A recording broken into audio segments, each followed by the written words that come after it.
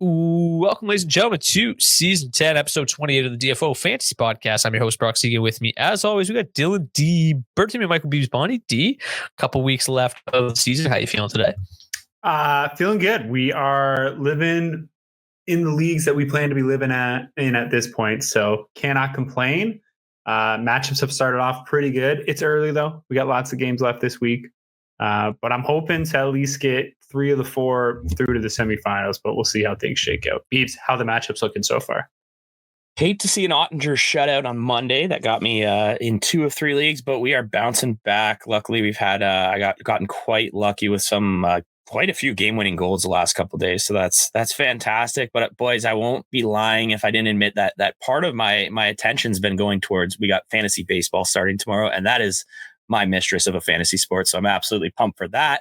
And then hopefully we can keep this going with the wins. Some of our guys we suggest are actually showing up, unlike last week. Last week was terrible for some pickups. So it's been a good week. And I love the schedule this week. I don't know about you guys, but as far as hockey goes, it's very rare when you have 6 or 7 guys every night in your lineup. So it's been kind of nice. People don't like the week 23, 24, 25 playoffs because it goes all the way to the end of the season. But this year it kind of works out better because last week being the first week of the playoffs would have been a nightmare with the way the schedule was, right? You had that 14 game on Thursday, a 1 gamer on a Friday, and then another 14 gamer on Saturday. You also had a 2 gamer in there. So like the schedule last week for the first week of the playoffs for that format was just atrocious. So lucky for us, we all play in the other format in every one of my leagues and all the leagues I'm in with you guys. So it's worked out nicely. This week's schedule is nice. I was going to say Dylan Holloway led all scorers, like across the board. So unless you didn't have Dylan Holloway, like no one got points last week. It was insane. And he only had 7 points. So usually we see a guy get closer to 10. We'll see someone just take over like that. There just really wasn't anyone doing much last week. So I agree. It's great that we're the week 23 guys. I think it's a good call if you're looking to set up your league next year.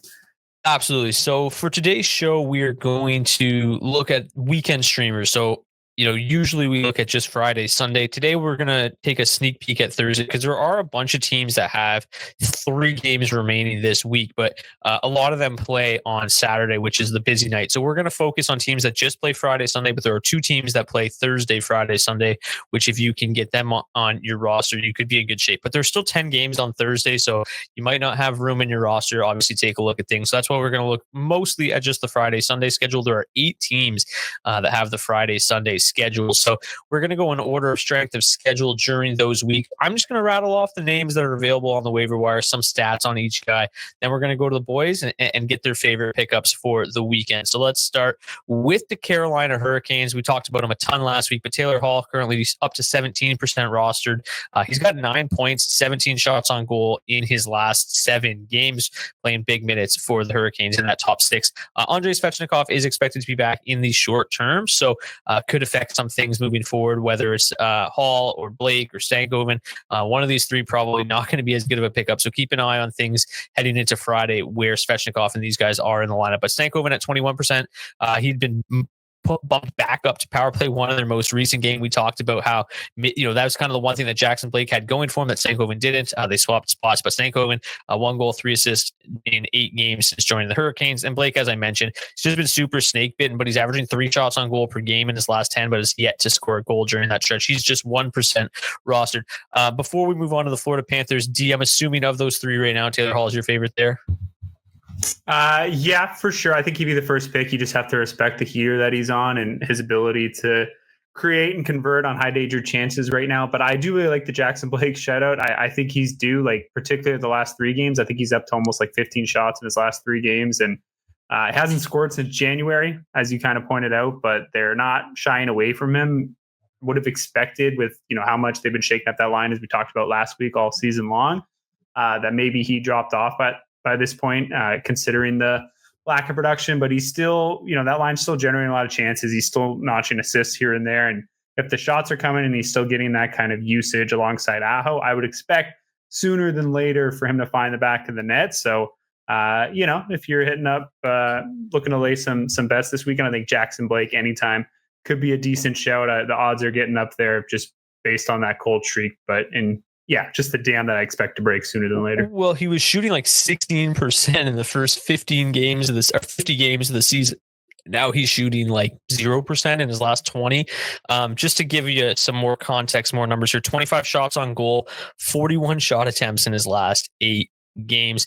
Beebs, moving on to the Florida Panthers, you kind of forgot about Mackie Samoskevich last week when we were ranking our favorites. I'm assuming he would be your favorite among the Florida Panthers. He's got 9 points, 5 goals, 4 assists in his last 13. I think Sam Bennett would arguably be the best pickup, but still he's available in just 43% of leagues right now. So he's out there, but not in any competitive format, he's probably not available. He comes in with 12 points, 5 goals, 7 assists in his last 13 games. And then Anton Lundell would be there, but he really hasn't done a whole lot. I would have thrown Evan Rodriguez into the mix, but he kind of looks like a guy that could be on the outside looking in as soon as Friday. So they skated today. Sam Reinhart took the day off. Sam Bennett took the day off. And if they're both in the lineup, it does look like Rodriguez could be the guy that comes out to make way for Brad Marchand. It looks like it's going to be Verhaeghe, Barkov, Reinhart if he's healthy enough, Samoskevich, Bennett, and Marchand on that second line. So I think that kind of limits you to basically just Samoskevich from the Panthers right now. Yeah, you nailed it. And unfortunately, with both these teams that we're looking at here, we're kind of dealing with these. Is someone coming back? There's a potential here, and it's also a superstar coming back for both teams. As you mentioned, with Brad Marchand coming back, we kind of mentioned it in last week's show. We said keep an eye on this. And if Marchand does come back, obviously, we're expecting, but we don't know that Samoskevich will be off PP1, and that's where a lot of his value did come in the last little bit. But as you mentioned, as long as he's in that top 6, he still does hold quite a bit of value. He has 7 5v5 points in his last 20 games. To match his 6 power play points. So he has been cooking on the power play, but unfortunately we will likely see that end. So I will say, if we're choosing between the two teams here, I'd probably still go with Taylor Hall on Carolina between him and Mackey, just because once people come back, he's the least likely to go anywhere. Also, Hall has 3 power play goals in his last 9, so it'd be very hard to take him out of there. But if you are in one of these deeper leagues where, a Sam Bennett or even a Taylor Hall isn't available, Samoskevich makes a great pickup, especially if your league has hits, as we've mentioned. I do love that we just keep mentioning his name because I think he is super undervalued in leagues, and he kind of gets it done across the board. So. I added him months ago, like a month and a half ago, and I've just been holding on to him, and his own percentage just doesn't move. But all right, let's move along now through a couple more teams. The Anaheim Ducks, plenty of options. It's a team that's scoring a lot, not a ton, but still scoring a lot more than they were earlier in the season. And we've had a lot of guys kind of, become available in fantasy relevant on the wire, starting with Mason McTavish at 30% rostered, 16 points in his last 15 games. He's been really, really solid. Shot volume, not amazing, but good enough, just over 2 shots per game during that stretch. Leo Carlson's been on a bit of a heater since the Four Nations break, 14 points, 24 shots on goal. And he's not a lot of shot volume, but he still put up 7 goals, 7 assists in his last 16 games. Troy Terry, 12 points in 16 games since the Four Nations break. He's just 25% rostered. Cutter Gauthier, just not playing enough, but he's been able to kind of get it done still.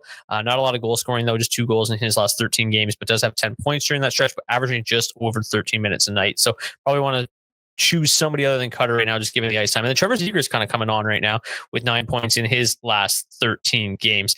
D, just really quick, any favorite from the Anaheim Ducks? It would be between McTavish and Terry. I love McTavish. I think he's the best player on their team right now, but the way they kind of divvy up their lineup, like he's on the quote unquote third line. He's still getting plenty of minutes, right? He's around 19, 20 minutes a night. The problem with me is just the line mates that he's getting to skate with at 5v5. That line was looking so good with him, Gauthier, and Colangelo. Like they were running like an 8 or 9 game stretch where they were averaging over a line goal a game. And then Colangelo got hurt, and I don't know why they haven't put them back together, but they have. And right now he's skating with McTavish had his skate with Nesterenko and Zegras at 5v5. So as much as I love McTavish and his skill and his upside, I think Terry's probably the safest play just with the shot volume and the fact that, that's their most consistent line is Petrano and Strome. He's going to be the go-to on the power play, although they can't seem to buy a goal with the man advantage right now. But I think if you're shooting for upside, I still think McTavish has that game-breaking ability in him already at this point in his career. So he's probably the one that I would shoot for. If you're maybe looking to pad a lead, maybe looking to pad some shot totals into the weekend, then Terry's definitely the better play. And then, if we're getting to like the 3 kind of deeper guys, I would slightly prefer Carlson over Zegras, but I like Zegras' exposure to McTavish right now. And Cutter, I'm just not quite interested in with the ice time. If he gets back on that line with McTavish, then he's someone I'd be interested in. So just, I guess, something to watch and keep an eye on ahead of Friday night's game. Next is the Utah Hockey Club, and they are one of the two teams that play Thursday, Friday, Sunday. So they would be the ideal target. The problem is they don't have a lot of options available in competitive leagues and some deep, shallower formats where the rosters are maybe a little bit tighter. These guys might be available, but Nick Schmaltz, finally getting some due, getting close to 40% roster, up to 39%. He has 13 points in his last 12 games. He's playing massive minutes, up near 19 minutes a night. Shot volume is really solid as well. Logan Cooley, he's been bumped up to the top power play unit recently. He's got 7 points in his last 5 games. He's been awesome, but he's 48% roster. So 39% for Schmaltz, 48% for Cooley.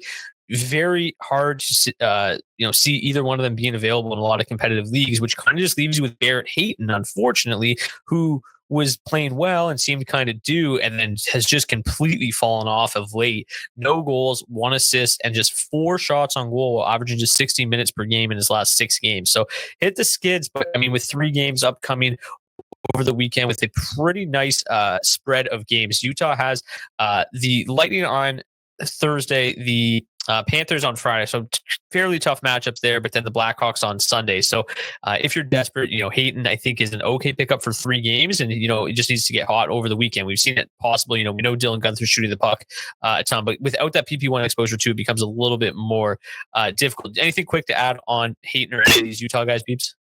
No, I just want to say Nick Schmaltz, give a little clap. He passed his career high in shots on goal last night. He put 4 on net, and that pushed him to 170 on the year, which is a career high for Nick. 160 on the year. Which just one thing about him lately, in his last 15, he is shooting over 3 shots per game. And one thing we've always said about Schmaltz, we've kind of realized the reason why he's not going up like we thought.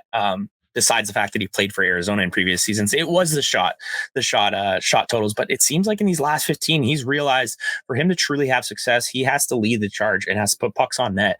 And when we're seeing that type of action, you absolutely love it. And as mentioned, his last 15, 41 shots. So that's about 3.2 shots per game. And during that time, he's 16 points in 15 games. So big, huge shout out. He should be even more on the 39%.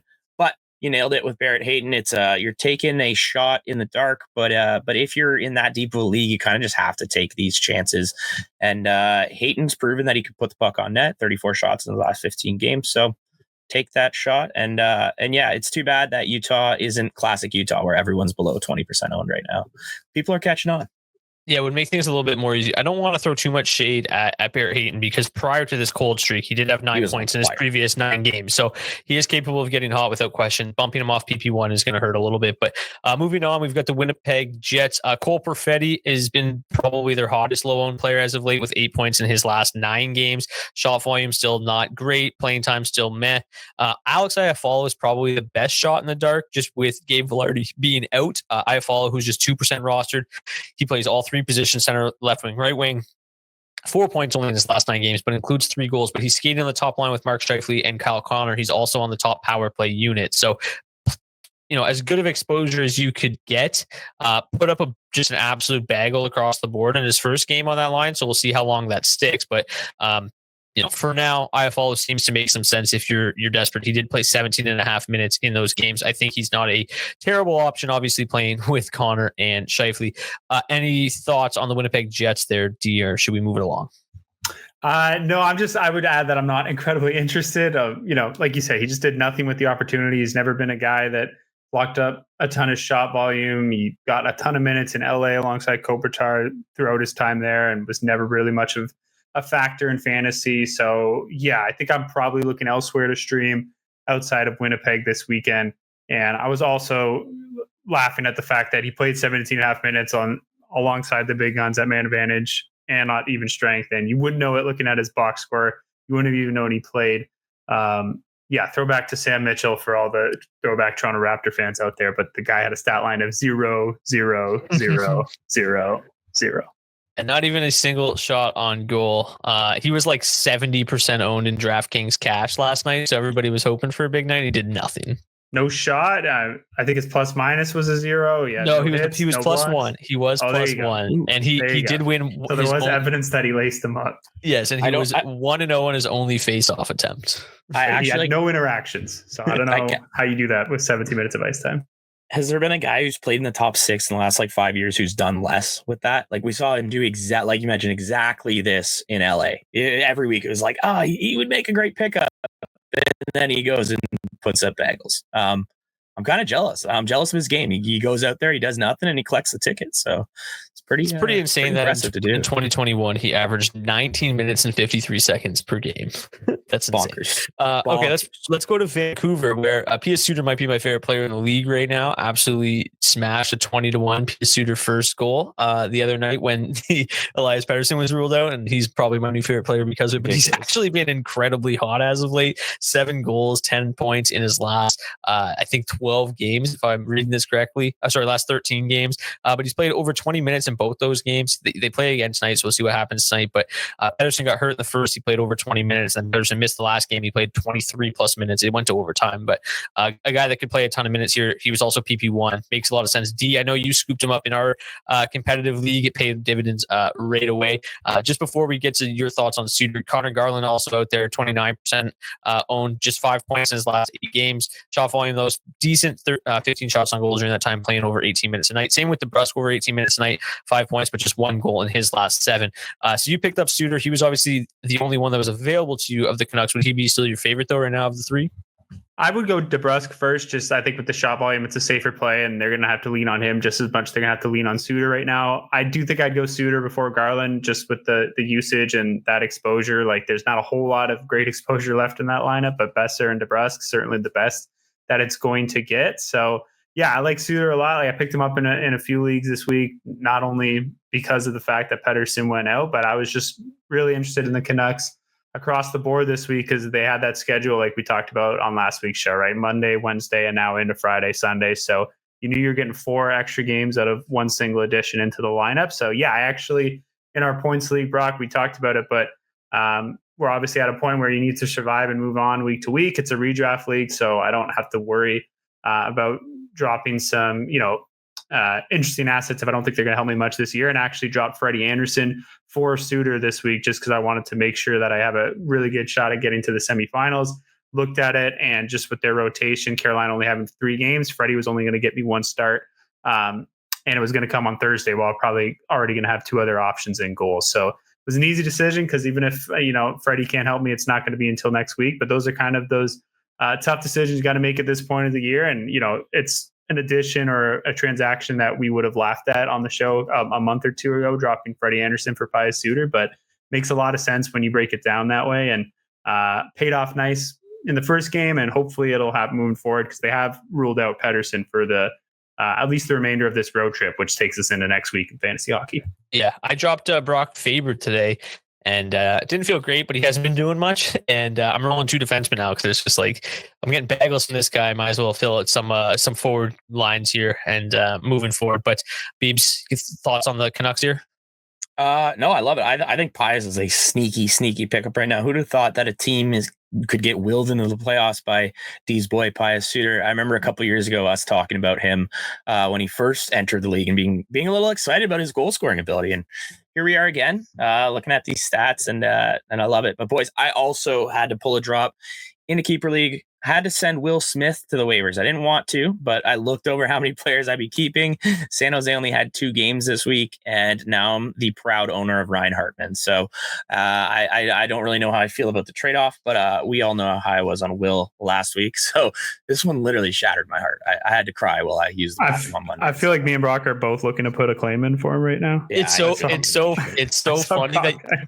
funny that you said this because I was going to message in our chat about you dropping him because I was undoubtedly putting a claim in for him, but I didn't want to alert D, who was eliminated from the playoffs. So I didn't want him to go pay attention, but it didn't matter because I have the higher waiver priority of all of us. So I'm going to end up with Will Smith. I think it goes through tomorrow morning, but I was looking at it. I was like, thank God. I'm going to put it in just in case I forget. You have something wrong with your lineup and my team's too stacked. Yeah. That's so funny. So I was looking at him like, oh, D's got the 12th waiver. Thank God. Because I knew you were probably the only other one that was going to pick him up. So funny. But okay, let's keep moving along here. Next, we've got the Chicago Blackhawks, who don't score a ton of goals, but they've got some options. Ryan Donato, who was like just the hottest player in the league at one point, literally was top 5 in 5v5 scoring since Christmas heading into the trade deadline, which is like insane to say, but 35% roster, just 2 goals, 4 assists for 6 points in his last 8 games since the trade deadline's cooled off a little bit since he was not moved, but still been solid, still been serviceable, still playing over 18 minutes a night. Tara Viner is the guy that's really cooled off, still no goals since the trade deadline, but does have 5 assists, but just 8 shots on goals, doesn't provide any shot volume, no floor to speak of, not playing with Donato anymore either. He's stuck right now with Mikheyev and Nick Foligno, so probably not a lot of offensive upside there. Tyler Bertuzzi scored again tonight, so now he's got 3 goals, 4 assists, 7 points in his last 10 games. He was basically just dropped to the bottom of that lineup playing like 12 minutes tonight. It's starting to creep back up. He's been over like 17 minutes, 3 games in a row, and then again scoring tonight. So maybe a bit of a bounce back here for Bertuzzi, who's available in 91% of leagues. And then Frank Nazar, he's playing on the top line right now with Connor Bedard. Really isn't showing much offensively. 6 points in his last 16 games. Not a lot there, but he's playing massive minutes. He's seen like 19, 20 minutes some nights. So kind of worth taking a look at in the super deepest of leagues. But like I would probably go Bertuzzi and definitely Donato before Nazar, even despite his kind of spot in that roster, because it's not like Connor Bedard is really playing at his elite level right now either. Beebs, any thoughts on these Chicago boys? Yeah, I had to kind of laugh because we're talking about Ryan Donato and you said he only has 6 points in his last 8 games. And between you and I think that's pretty damn awesome for Ryan Donato. Yeah, good enough. But no, we're so used to just this freak superstar Ryan Donato where he's putting up a point per game that now we're nitpicking this. I will say Teuvo Teravainen, I want to show a bit more love to him here. I actually had him as one of my higher pickups here. He has 21 points in his last 19 games. Yes, as you mentioned, he only has 24 shots during those 19 games, so he's really not shooting that much. But if you're in a league where it's kind of just a point where points are just paired together, you know you're going to get those assists from him. He's producing on the power play. He's got 7 power play points in his last 19, getting close to 18 minutes a night. It's just I think he makes a really sneaky pickup right now. But again, you know you're limited to shots. You're likely not going to get a lot of goals. So it's kind of just pick and choose your battles. If you don't need assists, then just let Teuvo stay on the wire. But yeah, no, it's nice that these teams are doing so bad that they're playing these guys so much. As you mentioned, I think Frank Nazar makes a fantastic pickup. It's they've kind of given him the reins as you're going to be our future with Bedard up front here, and because of that, we're seeing what happens with a lot of time on ice. So if you're in the deepest of the leagues, I think he makes a great selection. So for me, it's Donato first. Obviously, he's the boy, and just all positions he's in, how much he's shooting, and then Teravainen, and then I will probably go Nazar and then Bertuzzi. So Bertuzzi at the bottom here, it hurts me to say. But yeah, thanks Chicago for providing us some low-owned dudes that we can take a shot at here. So yeah, Ryan Donato just 2 goals in his and no assists in his last 4. But prior to that, 22 points in his previous 16 games. Just an absolute insane run for him.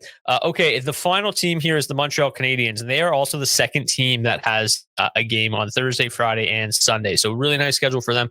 Unfortunately, they have like 4 forwards that do anything at all. So there's not really a whole lot of streaming equity here with the Montreal Canadiens. But if you're in a league where Patrick Laine is somehow available, he's a 43% rostered. He's one of the better pickups right now. He's got 12 points in his last 12 games, 5 goals, 7 assists. Shots on goal, not great. Still over, about 2.5 per game. It's not terrible.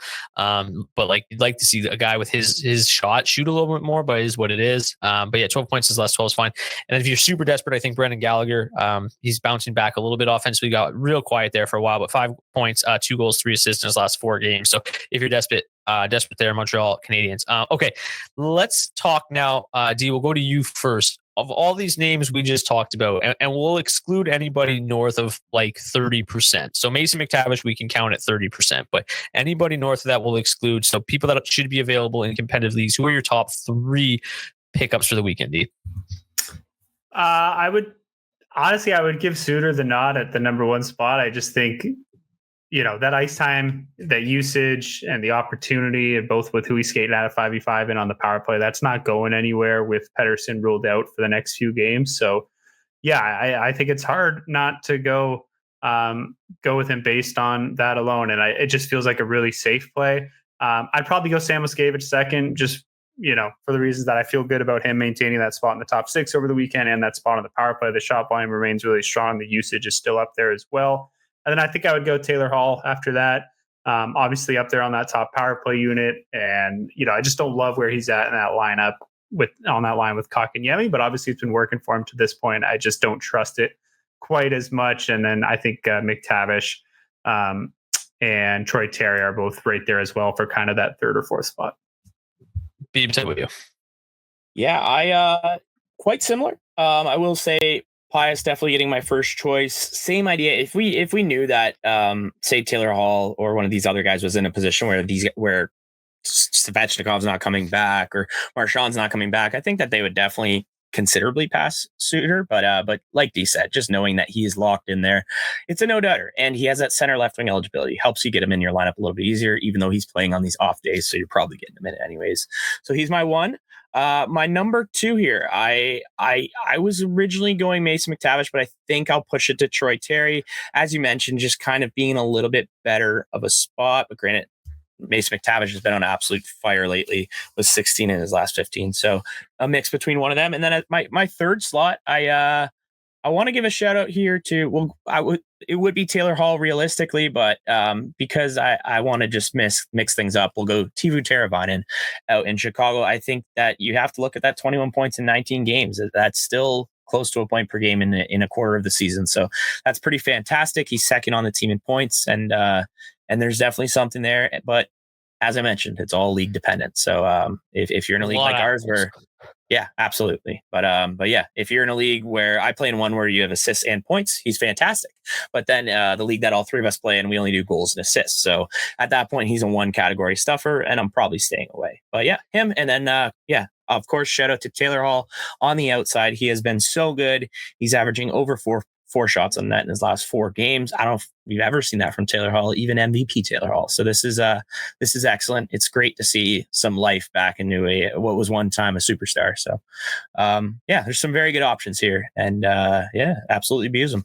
I will go Sam Miskevich 1. They just have the better schedule of the 3 probably, and he feels a little bit safer. And I'm interested to see how that works with Marchand. I mean, adding Marchand to that line could make that line even better at 5v5 and really boost his 5v5 production. So I'm excited to see that. I'll go Taylor Hall 2. Just again, matchups are great. Montreal, New York Islanders, Friday, Sunday, and then I'll go Pius Suter. Bit of a tougher matchup on Sunday against the Jets, but man, if he continues to play north of 20 minutes a night, pretty excited about that. But let's move on now to next week. So hopefully some of us, like I do in our one league, because I beat Beebs, have a bye, and I don't even have to worry about this weekend. It's just like, let's just look ahead to next week. That's what we're here for. But hopefully if you don't have a bye, you get through this week and you can take a look to next week. So let's talk about some of the best streaming options for next week. We're going to go just through it by strength of schedule, go through some names really quickly. Nashville Predators have the number 1 strength of schedule next week, and it's not really that close. Them in Florida by far and away the 2 best schedules. They have 2 light night games next week, but they play Monday when there's 4 games, Tuesday when there's 10, so you should probably get them in there anyway. Thursday when there's only 9 games, should be no issues there, and then Sunday when there's 8 games. So should be really no issues getting the Nashville Predators into your lineup next week. The problem is they don't have a ton of options. I think Ryan O'Reilly skating on that top line, top power play unit at 35% rostered is probably the best of the bunch, but he's been okay lately. Nothing crazy offensive from him. Just 1 assist actually in his last 6 games. Prior to that, though, he was on a bit of a heater. So in his last, 14 games, he does have 9 points. So he's been okay. Shot volume over 2 shots per game. Not a bad streamer next week with those 4 games. They see the Flyers, the Blue Jackets, the Stars, and the Canadiens next week. So pretty nice matchup. And then the next one would probably be Luke Evangelista, who is just 1% roster. So he's undoubtedly going to be available in basically every single one of your leagues. And he's getting more run than we've kind of been accustomed to seeing from Luke Evangelista as of late, and it's been pretty productive. 3 goals, 2 assists in his last 3 games, and then if you date it back a little bit further, since March the 4th, he's got 8 points in his last 10. Boys, we'll go to you first here. Is there anybody else from Nashville that sticks out as like, hey, I would pick up this Nashville Predator? Or is that kind of the end of the road for you? No, I do think Michael Bunting at 7% owned is worth a shout. He's on that second line with, I believe it's O'Reilly and Marchessault. Is that right? They switched Same post in March. So yes, sorry. yeah. But yeah, and he's just been a proven goal scorer in the past, right? And he's getting more minutes now in Nashville, which is what he needs to see. He's getting some power play time, officially on the second unit, but he has still seen some run with that top unit and scored 2 power play goals in the last 3 games. So I think he's a good bet to get on the score sheet and get you an extra goal that you wouldn't have in your lineup otherwise. I really like the Predators next week, not just because of the entire week schedule. But as you said, right, they got Monday, Tuesday, and with 10 games on Tuesday, I mean, I would look at your lineup before you make the addition, but there's a good chance that you have room in your lineup for a game on that 10-game slate on Tuesday. So if you can grab one of these guys on Monday, get 2 games out of the Monday, Tuesday, and then you don't even need to keep them for the full week. And, like you said, you got the busier night on Thursday, and then you're holding them all week long for Sunday. I'd look to probably make use of that roster spot and burn some other weekly acquisitions for maybe like a Wednesday, Thursday type thing.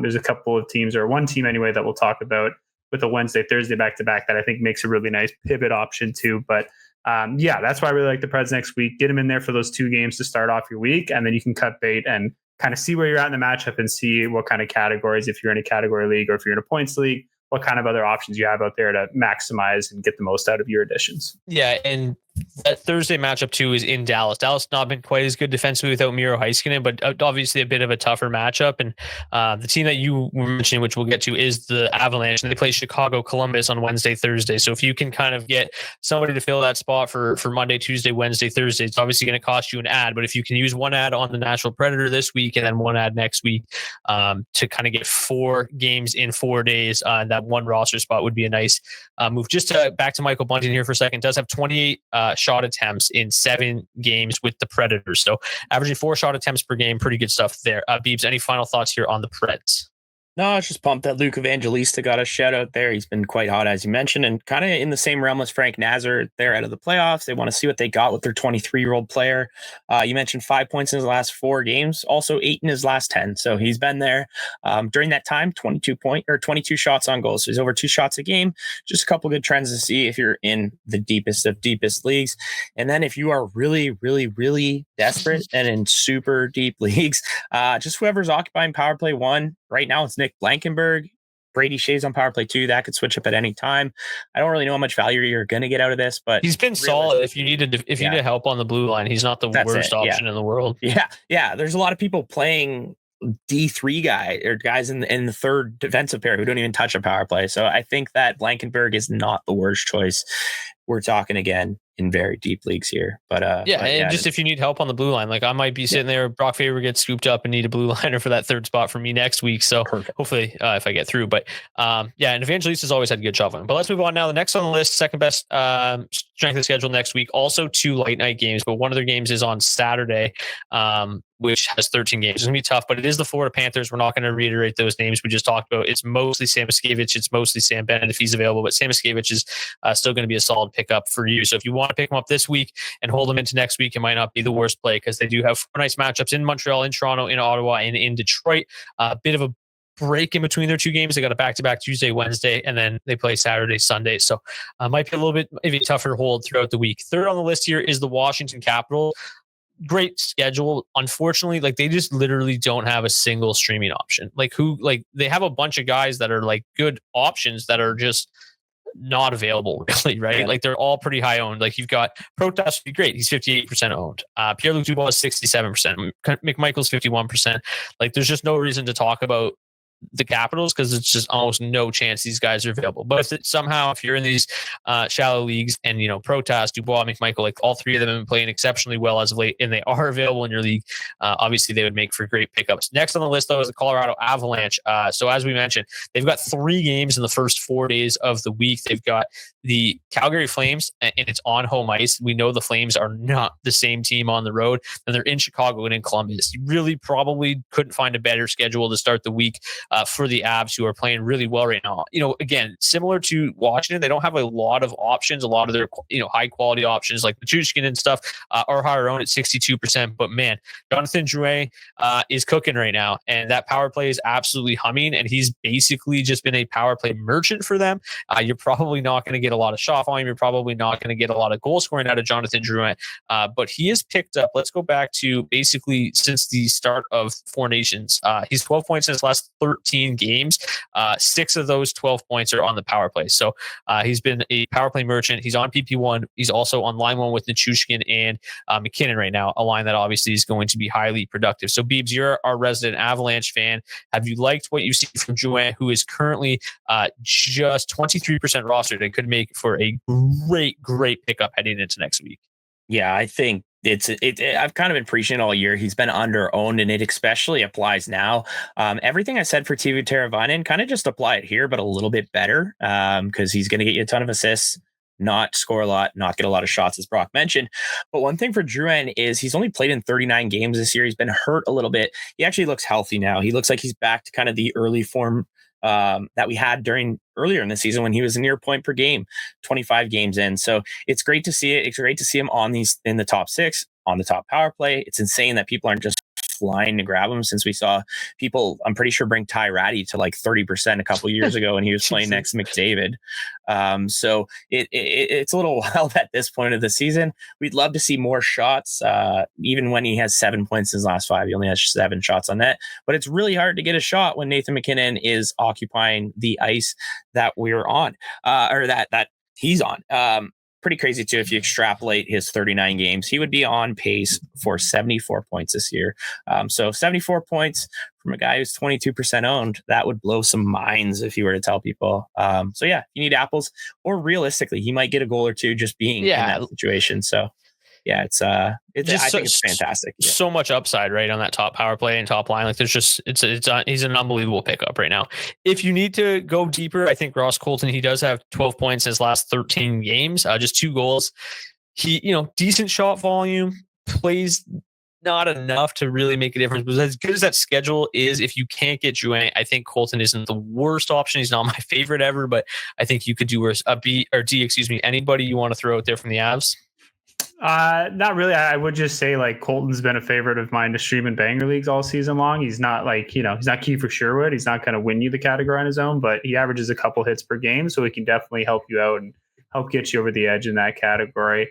And I know like Devon Toews is, pretty high owned, but I will say in a lot of my competitive leagues like that are kind of really just focused on power play usage for defensemen. Like he does wind up on the free agencies a lot. So I wouldn't be surprised if just like, you talked about with Brock Faber, that Toews is out there in a few even more competitive shallow leagues. It is up to 86%, but I do think that 14% of leagues, like I said, I'm in a couple leagues already where he's available. So certainly a guy that's just as likely to find the score sheet as some of these forwards that we're talking about. So I wouldn't write him off completely.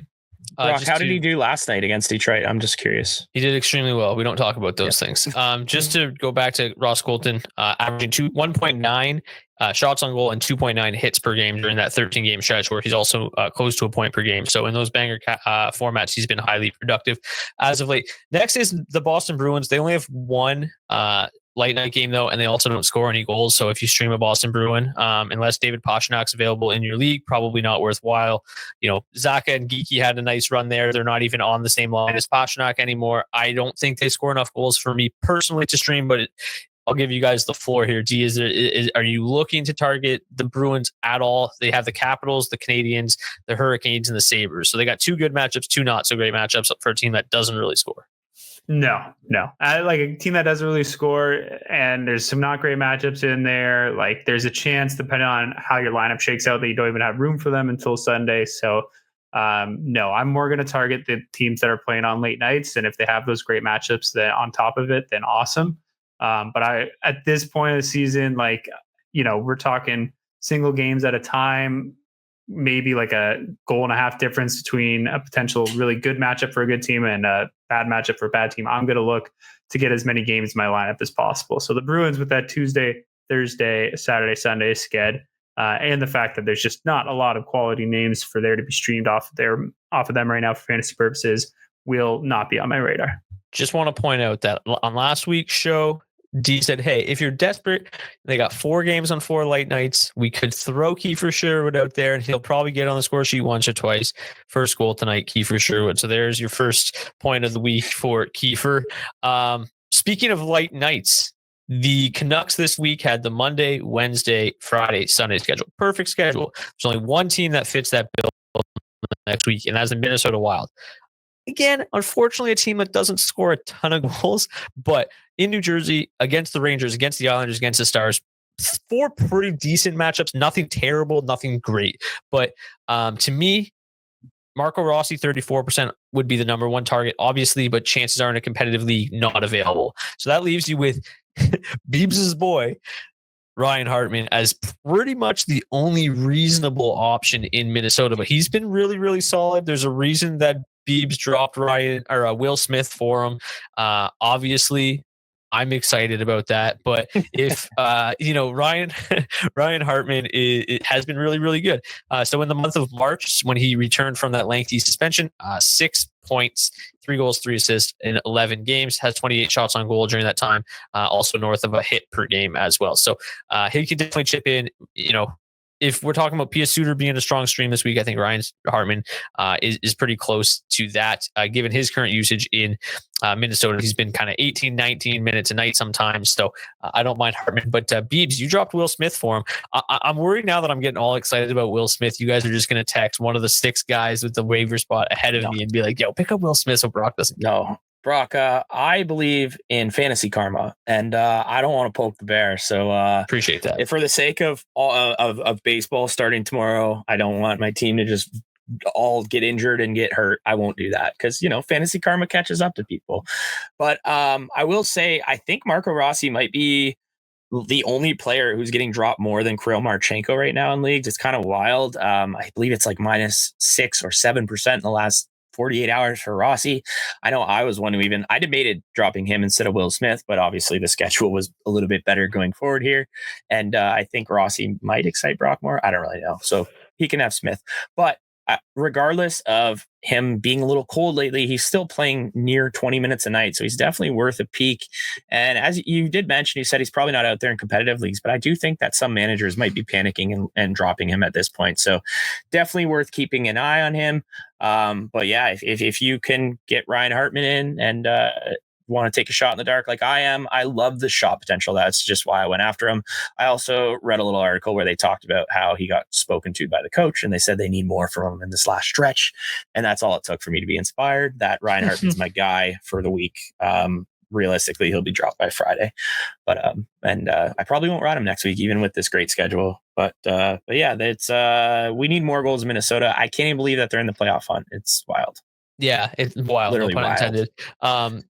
The one thing that's worth mentioning, and you made a good point, and D, you said it a bunch, it's that time of year to get cutthroat with your roster decisions. And there's a lot of these guys right now that we're talking about being not available likely in your league, but looking ahead next week, if they don't have a good schedule this weekend, they could become available. So just keep an eye on that wire, because some of these players that are on that fringe could become available, and they might not be great plays this week, but they might be great plays next week and the week after. So just, yeah, especially like Rossi's Sunday.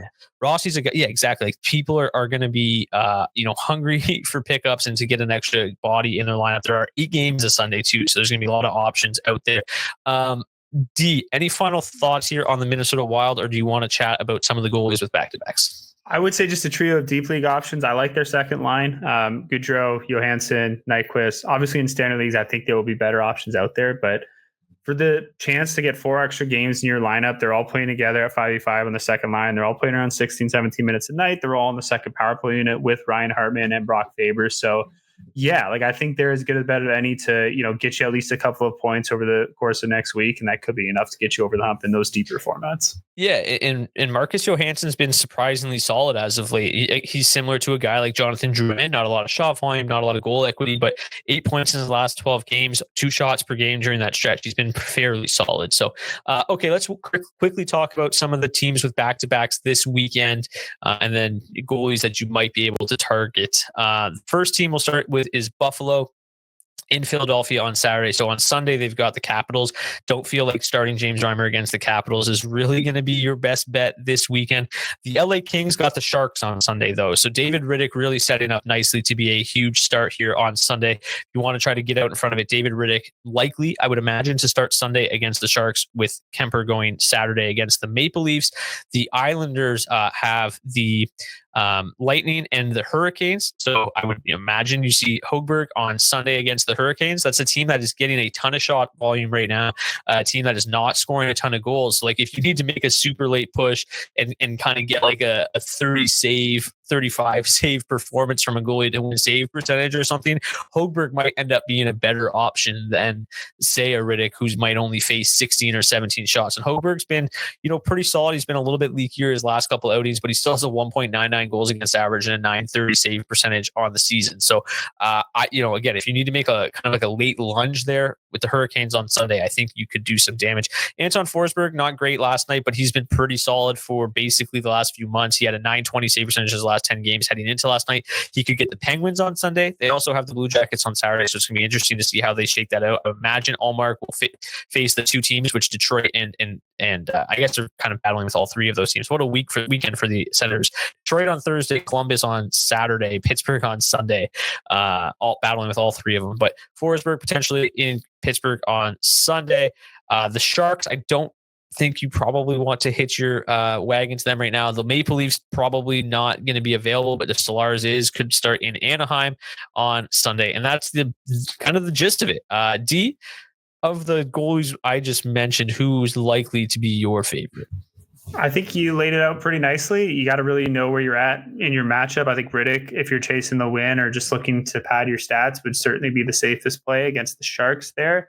But yeah, like Hoberg, if you need a big swing and save percentage in category leagues, or if you're in a points league and you want to take that Hail Mary swing, like that's a guy who could potentially, face 35 shots. If he holds them to a goal or two, picks up the win, or God forbid, picks up the shutout, like he could single-handedly flip matchups in points leagues, right? So on the other hand, if he has a bad game, he could get shelled and, give you a minus. So you have to really be careful with it, know where you're at in the matchup. If I'm leading, then I might hesitate to pick up a goalie at all if I'm winning in a points league or winning in category leagues, because you don't want to risk throwing it away to a spot start. But yeah, if you're chasing those categories, or if you're behind in a points league, then certainly I think a guy like Hoberg could make a lot of sense. But I do think Riddick would be the safest play if I'm just looking for a win. Obviously, if we're looking at money lines, all those teams that you mentioned, aside from probably maybe the Leafs at Anaheim, are going to be the biggest favorites on the money line come Sunday.